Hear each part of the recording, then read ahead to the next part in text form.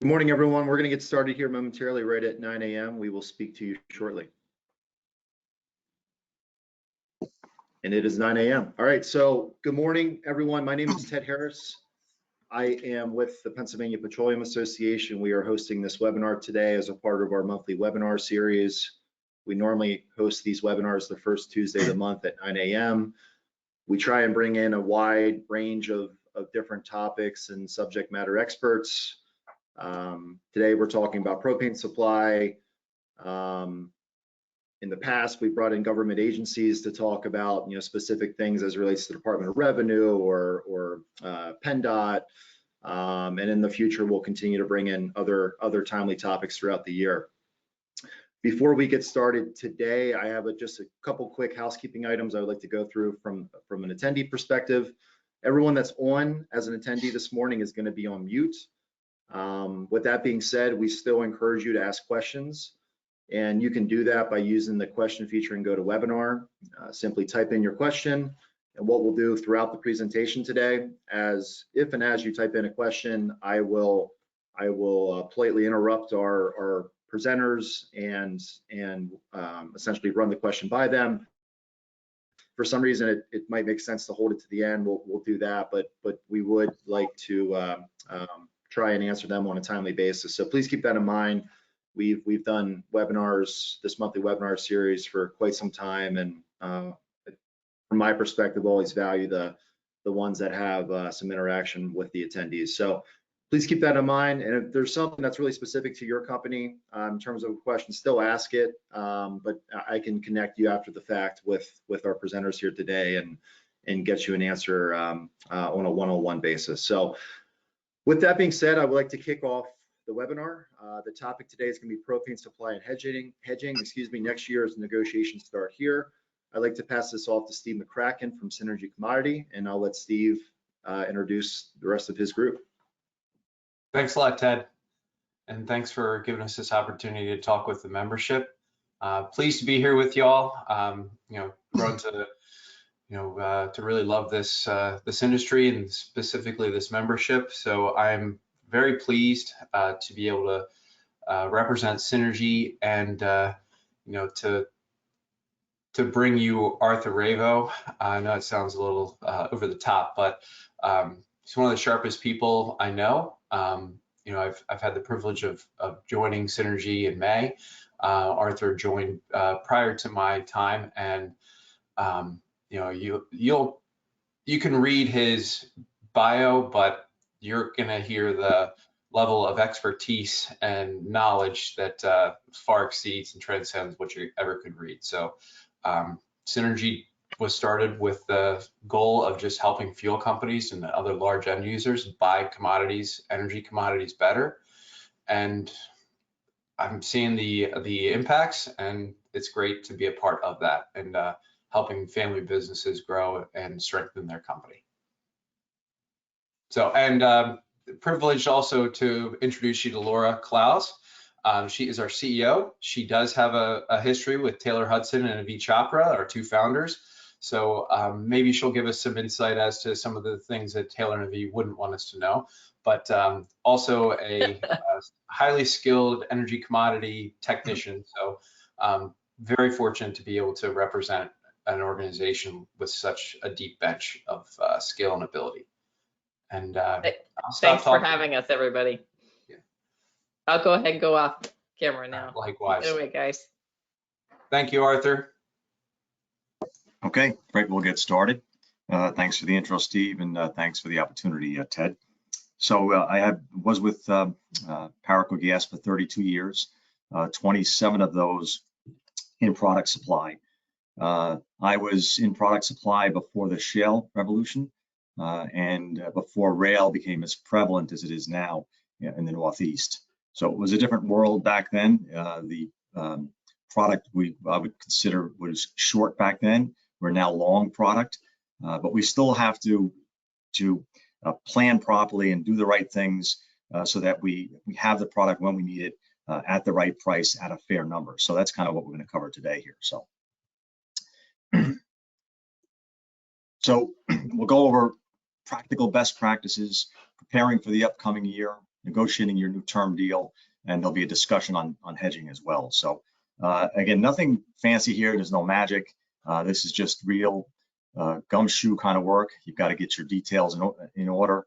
You got to sort of run the traps, do what needs to be done. And that's what we're going to talk about today, practical issues. And as Ted said, just plug in your questions as they come up. If Ted has an opening, he'll jump in and ask me the question. If not, we can answer whatever is left over towards the end.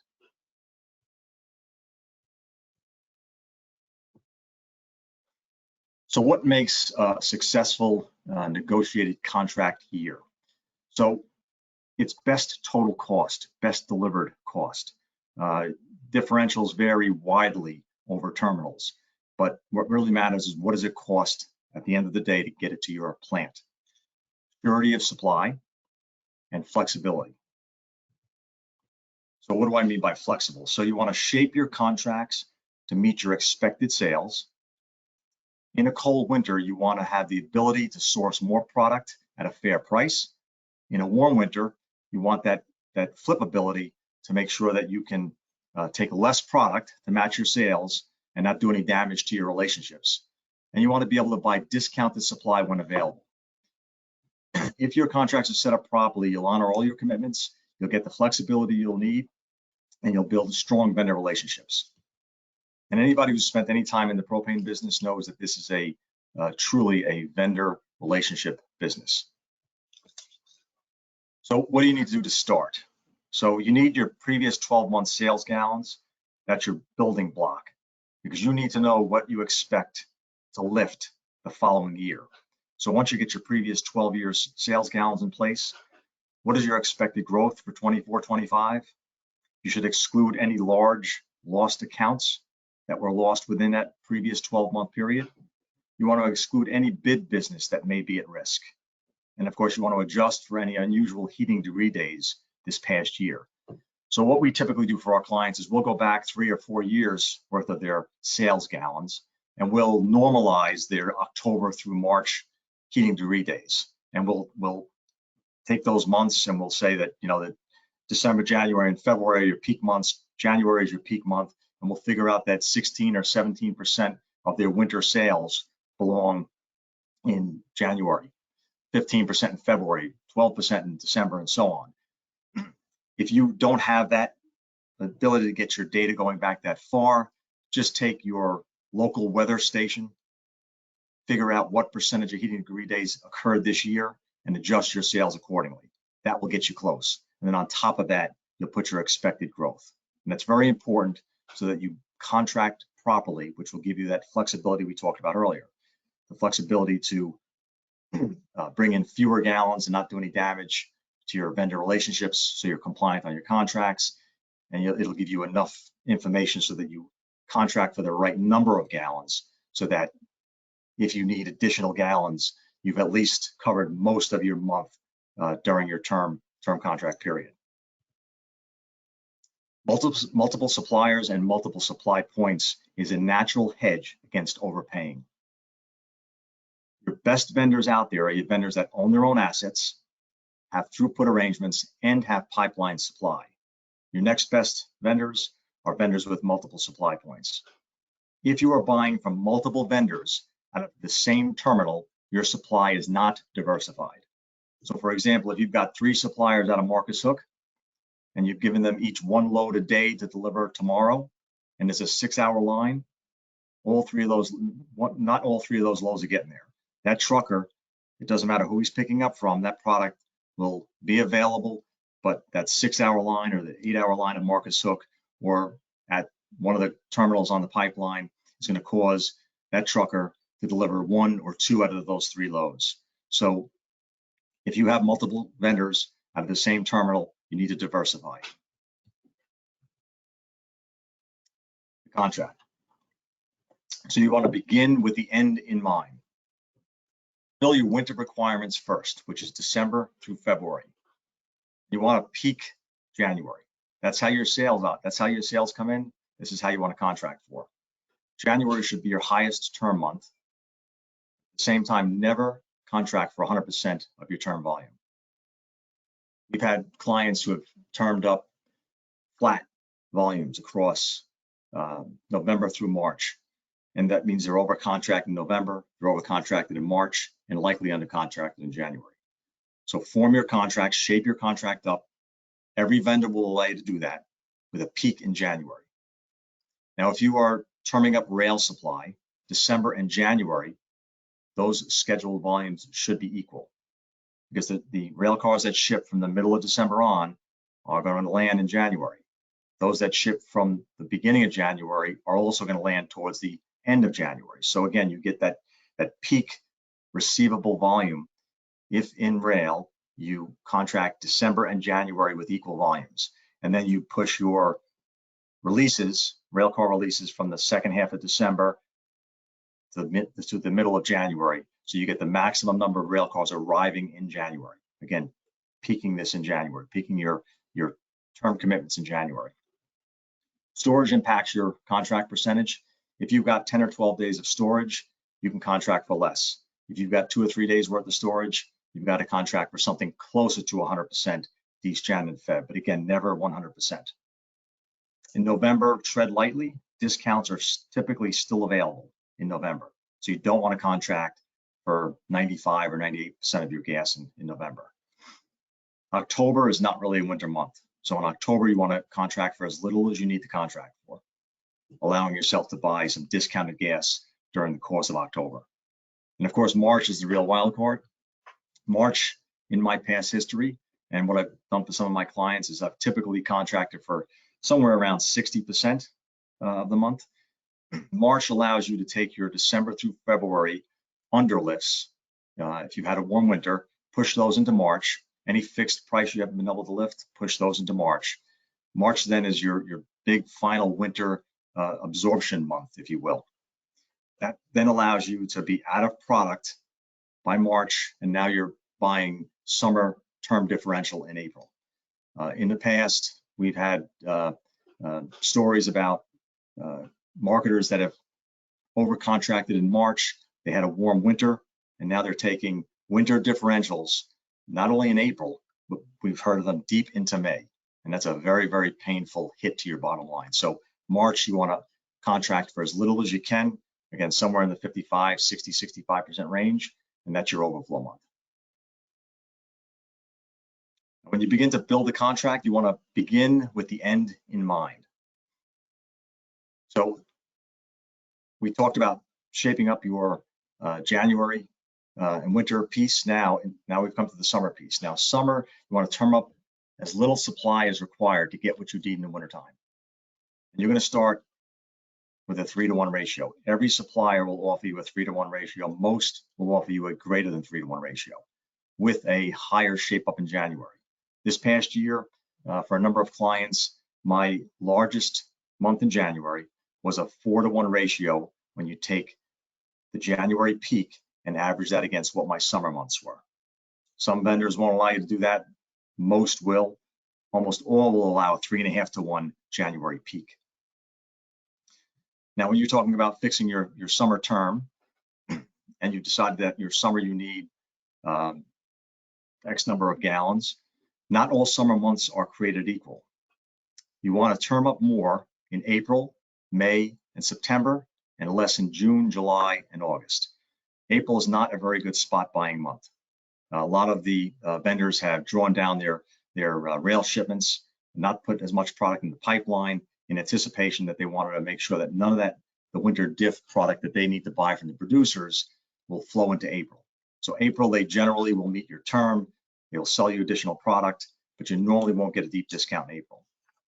In May, the discounts get a little bit better. And of course, in September, as you get deeper into September, now they're starting to think about winter diffs, and sometimes those deep discounts tend to go away. June, July, and August, most of the vendors, if they've got product that they need to get rid of, this is the months, June, July, and August, when you're going to find your deepest discounts. Just a few more tips. So when you contract, you want to contract May through April. There are still leftover April through March contracts that I saw out there. There is no advantage that I can see to the marketer to go April through March. Typically, there's a large meeting, the OPUS meeting that occurs in March. Most of the wholesalers don't find out what they've got to sell to marketers till post OPUS meeting, which means that they, as soon as they get back, they're issuing you a contract proposal. It's usually not the best proposal in the middle of March. Those proposals get better as they aggregate all their products together, their pricing together. And that typically happens late in March, early April. So you want to, if you have not already gone to a May through April contract period, you want to do that this year. It's a bigger advantage than April through March. Plus, you have not gotten through your winter yet. Now you worry about contract negotiations. It just doesn't work. In your plant storage, of course, you want to make sure that you're filling up at the end of September. I've seen a number of marketers who will run their term out. They'll be empty by the end of September, and now the winter diff kicks in, and now they're paying 10 or 12 cents more to fill up their plant. You have to be chock-a-block full at the end of September. That will cause you to buy less spot gas in October, but if you still need spot gas, make sure you're full at the end of October, because once you flip that calendar to November, those spot values become more expensive. If you're going to do any winter only, and typically winter only is saved for large blocks of business that may come on. Maybe you've got a large major that making an acquisition. You're getting a whole bunch of customers now knocking on your door, and this is early summer, and you know that you're not covered now for the winter time.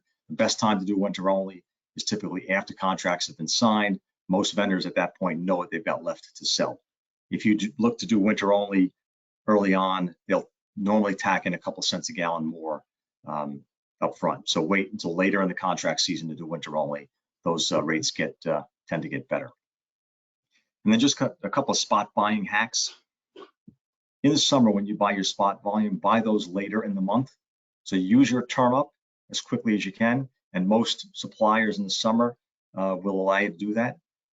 What happens here is that the suppliers, at the end of the month, if it's a slow month, they've made promises to producers. They have leftover volume, and it looks like most people may or may not meet their term. If that leftover volume is there, those last 10 days of the month, they typically get more deeply discounted than if you're buying spot gas at the beginning of the month. Now, conversely, in the wintertime, you want to buy your spot volumes early. So you don't want to wait until late in the month if you already knew you needed gas, and now it's been cold for 10 days. Now that snowstorm just hit. Now demand cranks up for everyone, and now everyone is looking for additional spot volumes. If it's even available, it's going to cost you a premium. So if you know by the 7th or 8th day of the month that you're likely going to need 3 or 4 loads to fill out the month, do it before the cold settles in, and do it before the storms hit. And you may even get a slight discount if it's a warm beginning of the month. But again, summer, buy your spot volumes late in the month, winter, early in the month. I'm going to cover just a little price hedging now. For residential and program gallons, you want to gather as much historical customer sales data as possible. That is critical.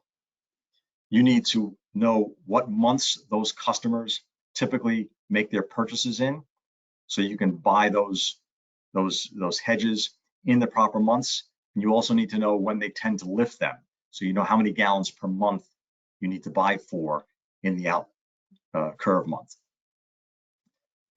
You want to have an ability to adjust your sell price to market pricing.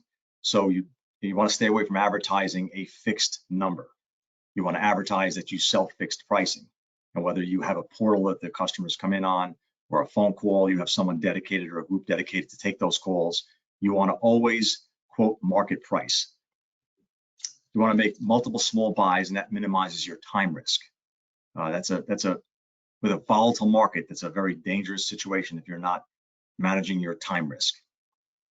Pay attention to the futures curve, trading on the lower end of the historical average. So we'll talk about later on about speculating.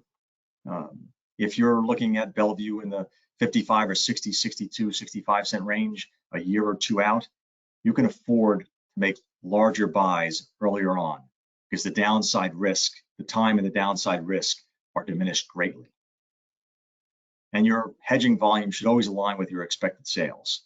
And again, as we talked about in January, you want to make that your biggest month. We've had folks that flatline their fixed pricing.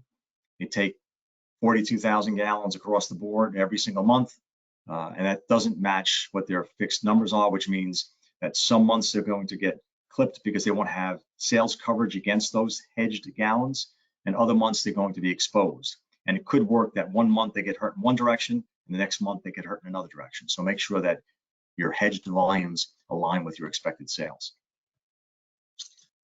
Commercial hedges and bids. So there are a couple of ways to do this. If it's a smaller commercial account, pizza shops, small strip malls, you can aggregate those gallons with your program gallons. But if it's a large enough client, you can purchase those gallons separately. That's as perfect a hedge as you can get. If you can aggregate those gallons, make sure you've got a way to capture both your residential program gallons and your commercial and bid gallons together, so you know that when you're running out, you need to buy that next tranche. Your offer needs to be time bound, and this is entirely up to what your market will bear and what your customer will bear, but you have to let your commercial customers know that your bid is good for that day or 2 days or a week. They need to know that they can't come back to you 6 or 8 weeks later and expect to lock in a number. And it really depends upon how high your margin is. If you're typically used to working on 50 cents a gallon for a commercial account, and you're quoting a fixed price and you're quoting 65 cent a gallon margin, well, you could probably keep that bid open for a week and be safe. But if you're working on something less than your normal margin because it's a new piece of business and you want to grab it, and that market goes down 10 cents and that customer comes back 2 weeks later and wants to make the buy, and you haven't given them the heads up that that bid was only good for a day or 2 days, then you're gonna lose that potential customer. So be cognizant of that. I know most folks don't like to tell people that they have to make a decision right away because it feels like you're forcing a decision on them. But in this case, you kind of are, and you kind of have no choice, especially if you're working on skinny margins. Bids, of course, are particularly subject to this time risk liability. So when you're bidding a piece of business, typically the bid opening date is a week later. You submitted your bid, you've put a fixed price in, and they will not begin that bid. They will not let you know you've won that bid for a month later. So those kinds of time disconnections, you need to make sure you build enough margin into those so that if the market goes in the wrong direction, you won't lose your shirt over it. Know your landed differentials. If you're bidding out 2 years, make sure that you add a small increase in for the differential and freight inflation. Very important. Otherwise, 2 years later, you'll wonder why you're working on something less of a margin than you're typically used to. So price hedging, this physical and this paper, we'll kind of cover this pretty quickly. On a physical hedge, your advantages are more easily understood, easier on the accounting team, and they can be purchased non-ratable. Whenever you could purchase, if you're going to purchase physical gallons and you could purchase non-ratable gallons, those are anytime gallons. You could take those fixed prices and place them in any month you'd like, any part of the month you'd like. You can do that for a couple of pennies a gallon. That's a real big win if you're going to go physical fixed gallons. The disadvantages are that they tend to be a little bit more expensive. Most of the suppliers need to tack a premium on because they're taking that risk. They're taking the risk that you're going to lift the gallons when you've promised to lift the gallons. They're taking a risk that it's just a larger risk factor for them. So that typically tacks 3 to 4, sometimes 5 cents a gallon onto that Bellevue number. So that's one of the disadvantages. It typically requires a deposit, normally a dime, minimum purchase of a truckload quantity. So they won't sell you 3,000 or 4,000 gallons in a month if you're buying physical. It's got to be at least a minimum of a truckload. So there's a little bit of a disadvantage there if you're trying to marry up specific commercial accounts that may use 5,000 gallons a month. So you'd have to aggregate those in a physical buy. If it's non-ratable, you've got less flexibility. And of course, if you're locking in multiple years, you have to commit volume to a supplier you may or may not want to use the following year. Now, in this business, most people stay with suppliers for multiple years, but you may want to tweak your volumes with them year over year. But if you've committed to them on a fixed physical price, you're locked in for a year or for 2 years. So that's a disadvantage for sure. Whenever you do a physical hedge, you want to make sure that the vendors are quoting you the Bellevue basis, so you know where that is compared to the curve. Don't have them give you the differential added in lumped together, Bellevue basis plus a differential. So you really know, you truly know what you're paying in terms of a Bellevue number. Paper swaps, the advantages are that they're less expensive. Again, there's no premium added to this. It's a true, whatever the market is quoting now for that paper swap, that's what you're paying at Bellevue. There's no deposit required on paper swaps. And again, you can purchase any volume you need. So it doesn't have to be truckload quantity. You can purchase 5,000 gallons Dec, Jan, and Feb, and 3,000 gallons in March, 2,000 gallons in April, and so on and so forth. Completely flexible on the paper swaps. Disadvantages are there are occasionally on margin calls, so it's not a deposit. If you exceed your credit line with a carrier or they don't have a credit line, if the market, Bellevue goes in the wrong direction, essentially it acts as a deposit, they're going to require a margin call to protect their interests. And accounting for it, again, some folks don't understand how to account for it, how to plug it into their total cost for the month. It takes a little education for sure, the paper swaps, but they are more flexible and they are a little bit less costly. Always get multiple quotes when you're hedging with physical or paper gallons, because you'd be amazed how 2 or 3 cents across 100,000 gallons happens on a regular basis. And this is what I talked about earlier. Anytime you don't match your fixed sales gallons with your hedged supply, you are speculating. And there's nothing inherently wrong with speculating, as long as you know that you're speculating and you accept the risks. And again, Bellevue at 55 or 60 or 65 cents is low speculation. There is a lot more upside than there is downside. But we had seen in the past year and a half, folks buying Bellevue at 95 cents, $1, $1.05, because it was a bit of a panic that Bellevue a year and a half ago might go up to $1.50. And a lot of folks were speculating. They hadn't covered those gallons. And now they're taking that hit now in the bottom line. So just understand that if you're not marrying up your fixed sales gallons to your hedged gallons, you are speculating. And just be able to accept that risk and know what that risk is. So let's just talk about the elephant in the room, the Crestwood impact. So what do we know and what don't we know? So ETP closed on the Crestwood deal October of 2023. Layoffs of upper management was announced November of 2023. Some folks were let go right away, some towards the end of December. Some employees have accepted their retention package, and essentially it was their bonus, which is going to be paid out in this month, in the month of February. Those that stayed will get that bonus. What we don't know, though, is will ETP continue in the wholesale business? And if so, what does that look like? And if not, what happens to the assets and the keep dry arrangements? So, you've got a group of people, they've lost some of their key folks. Again, mostly upper management. Most of the sales people have stayed. There were 1 or 2 that have not. After we get through this month, into this month, they're going to have to know whether Crestwood / ETP will be staying in the wholesale market. They need to know whether they've got something to offer customers come May 1st. Without that, they may be out looking for work. We don't know what that looks like in terms of Crestwood's assets. We're hoping that the market finds out in what direction they're going to go in the coming weeks. Again, I have no insider information. We're just keeping our ear to the ground because you've got some important assets. I mean, Crestwood took over the Plains assets on top of what they've already had. In Pennsylvania, you've got Shaperstown, which is a big player. ETP owns Marcus Hook, so we don't know what that means. There's a lot of players out of Marcus Hook. Do they diminish the number of suppliers out of Marcus Hook? In the Shaperstown terminal, that's been a propane terminal. Does it stay a propane terminal? Do they sell these terminals? Do they lease them out to other current suppliers? A lot of open-ended questions. We're going to keep our ear to the ground and let folks know as soon as we know what's going on. But It's got to come to a head in the next 30 days because they are either preparing for May 1st contract season or they're not. And the Crestwood folks don't even know what's happening there right now. So just some final thoughts as you prepare for your contract negotiations.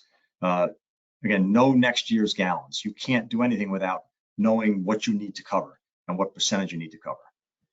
Don't forget about your upcoming freight increases when you put your budgets together, and if you're quoting fixed pricing.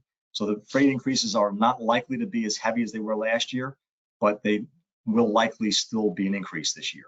So know when that happens and know what that expected percentage is going to be. Pipeline tariff increases on July 1st. Last year was one of the biggest increases we ever saw. We don't expect that kind of an increase this year. The PPI, the inflation across the PPI was not nearly as high as it was the previous year, and that's typically how they put these tariff increases in. So we expect it to be an increase, but not likely as high as it was last year. Propane differential increases, again, not likely as high as they were last year. They were 4 and 5 cents in most rail terminals. When you had counted the tariff into the pipeline, it was almost 3 cents plus an added penny for diff. We don't expect those kinds of increases. At least that's not what I'm hearing right now, but only time will tell.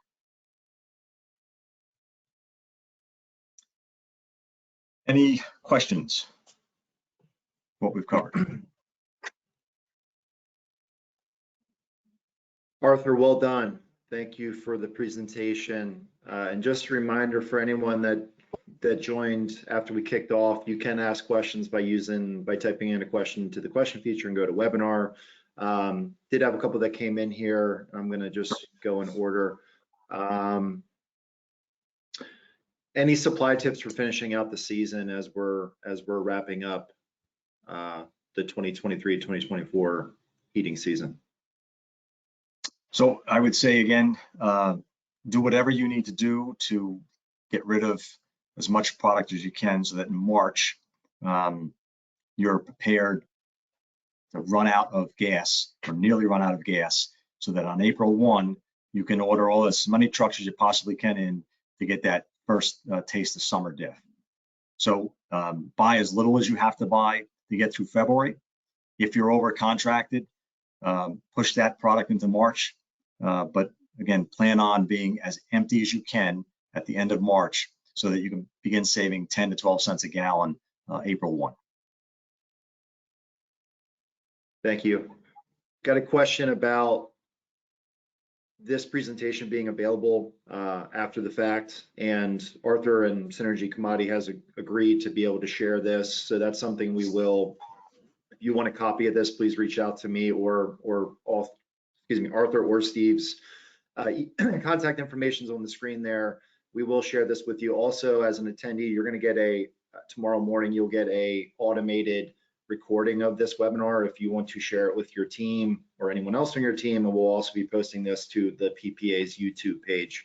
So you'll have access to both the recording as well as the presentation.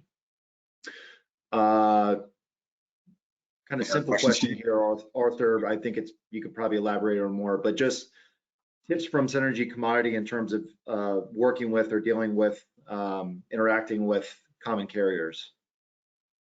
I'm sorry, say that again, Ted.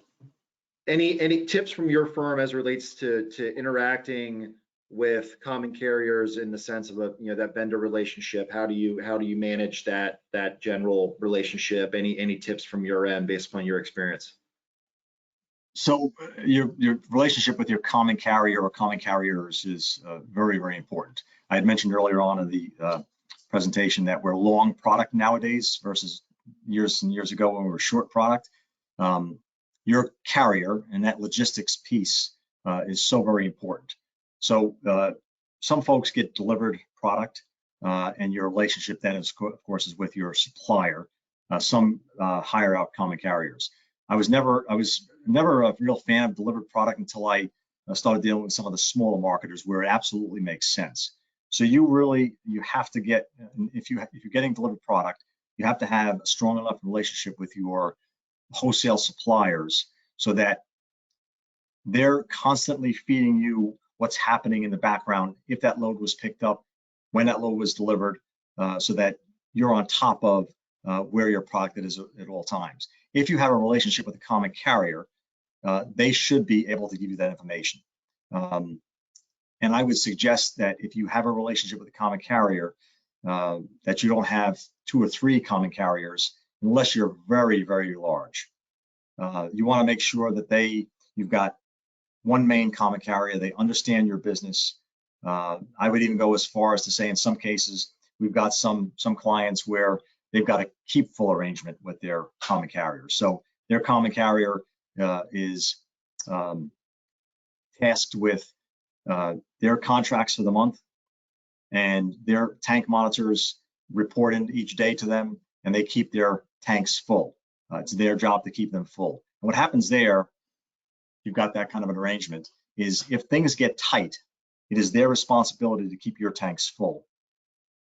And if an order comes in late from one of their other customers, that order is going to wait because they've got you on the schedule already. And that's important too with ordering delivered product. You want to make sure that you, and again, this ties into the common carrier, if you know what your schedule is ahead of time, and you can schedule out a week or 10 days, that order is in with the common carrier and with the supplier. That order will bump all other orders coming in late into the game. So that's how you manage that both the common carrier relationship and the common carrier supplier relationship if it's delivered product. Thank you. Got a couple more that came in here. Can you talked about, years ago, generally speaking, the industry was short. We're at a place where it's more in a long capacity. Can you kind of talk about on a global perspective, your thoughts, what's happening around the world, anything as relates to the Panama Canal in terms of some recent developments there? Just look at from an overall export perspective, what does that look like, and from a synergy commodity perspective? So the Panama Canal thing, we've been following. So far, it hasn't seemed to impact the ability for this country to export like a lot of people thought. Now, that doesn't mean it's not going to in the coming months, but the concern there was that the long haul was going to cause exports to slow down here in this country. Now, that wouldn't necessarily be a bad thing if that were to increase inventory levels greatly come the spring, because that could have the effect of lowering pricing, at least for a short period of time until the ARB opened up again, and then at that point, then the longer shipping distances would no longer preclude exports from happening, right? Because that's going to tack on cost. If the Bellevue was too high, the ARB closes up, the exports slow down a little bit. But if in order for those exports to pick back up, Bellevue would have to erode, right? So that might offer some buying opportunities for in a short window if the Panama Canal issue continues to be an issue and those high shipping rates continue. There may be an opportunity for a drop in Bellevue for a period of time for that ARB to open back up, for that export to get back to normal lengths. Thank you. This is somewhat of an extension on this question. I'm going to ask you to look into your crystal ball here. A potential change in our federal administration in November, based upon previous history or experience with the two candidates. What's your anticipation on the impact of propane supply in the U.S. and worldwide? Again, if we have a change in administration. Well, if a change occurred in administration, that would essentially mean maybe not initially, but certainly we could be looking at higher production rates. Certainly, energy would not be the enemy anymore. That in and of itself, I can't tell you whether it would cause a softening of prices or not, because if we exported more of that production, it wouldn't necessarily mean that domestically our pricing would be lowered. But we saw what it was prior, and I think we probably safely could assume we might see more of the same if the administration were to change, without going too much on a limb because I'm really throwing a dart here. I'm not a great predictor, but it would seem that if the administration changed, they become a friendly to energy, and I think that works out for everyone in the longer term. Maybe a little less volatility, probably. Thank you. That is all. Like I said, got a couple different questions in. I appreciate everyone that asked. We'll give 30 more seconds here to see if anything else is going to come in. Steve, I don't know if you want to pop back on here, and Arthur, of course, if any kind of closing comments from a Synergy perspective before we wrap up. I do. So if anybody's interested, we have it's called our market pulse. That's 2 or 3 times a week. If I've got special pricing information, some curve information, futures curve information, anything happening in the local market. We were, for example, I had I told a bunch of our clients at the beginning of January to make sure that they were out taking rail product first and saving their storage gas for later because they were predicting cold. So things like that. I send out texts 2 or 3 times a week. It's free. If you're interested, just reach out to Steve or I, and we'll add you on. If you don't like it after a period of time, you can opt out. Again, it's free.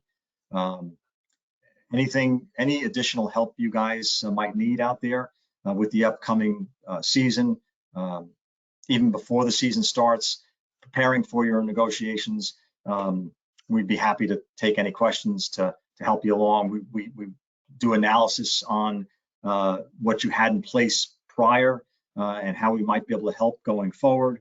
So any of that stuff, anything you might need some extra help on, by all means, either reach out to Steve or myself, and we'll walk you through the process. Wonderful. Steve, anything from your end? I can't add any further. I can't add anything that Arthur hasn't already said. So thank you all for your attention. Thank you, Ted, for having us do this, and just hope you all have a successful rest of the winter. Well, thank you guys. I appreciate the expertise on the topic. I'll give a shameless plug here for the next couple webinars we have scheduled. Next month, we have some information on various bioheat resources for our heating fuel portion of our membership. And then in April, we're going to have QuellPay come in and talk about credit card surcharging and different options that marketers have to mitigate some of your ever-growing credit card expenses. So please look out for that. You can find that information on our website. And again, just want to I appreciate everyone's time today. Arthur, I appreciate, and Steve, I appreciate you all joining here and presenting on this topic. And I hope you all have a great rest of the day. Take care. Okay. Bye-bye now.